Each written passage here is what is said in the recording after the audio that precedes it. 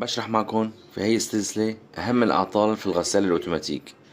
هذا العطل ممكن يكون مخفي وما حدا شارح عليه عبر هالمرة، اللي هو عطل الهز. الغسالة بتمشي لقدام وبتهز كتير، وبالأخص وقت العصر بتطالع صوت وبتهز وبتخبط بهالجنب وبهذا الجنب هون. هي شو مشكلتها وشو حلتها؟ حلتها بدها تكون متساوية على الأرض، يعني الغسالة لما بدكم تركبوها بدها تكون هيك.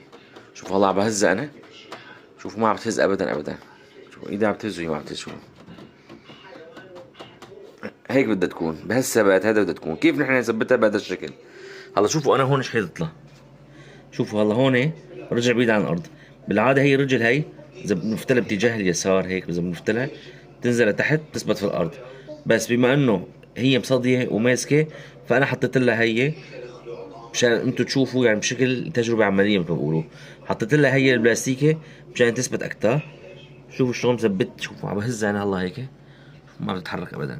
يعني أنا قصدت أحط هي، أنا في عندي رجلين، في رجلين هلا بورجيكم إياهم تمام، رجلين بيثبتوها على الأرض تماما. بس اما انا حبيت اذا ما عندكم رجلين او ما قدرت توصل عليهم، فحبيت انا اعمل هالطريقه هي مشان يعني على شكل عملي، اعمل لكم تجربه بشكل عملي. شوفوا هلا الرجل هون، والرجل هون فايت لها انا، شوفوا دايره في الارض نظامي، بس هذاك الطرف ما فتلت معي، ما دارت في الارض لاني مصديه.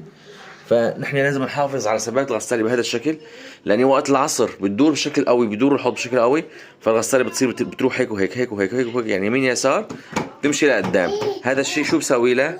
بسوي له هز كتير قوي وصوت كتير قوي، وبيروح البيليا بالاخص اذا كان فيها غسيل. فبدكم تنتبهوا كتير على هالنقطه هاي.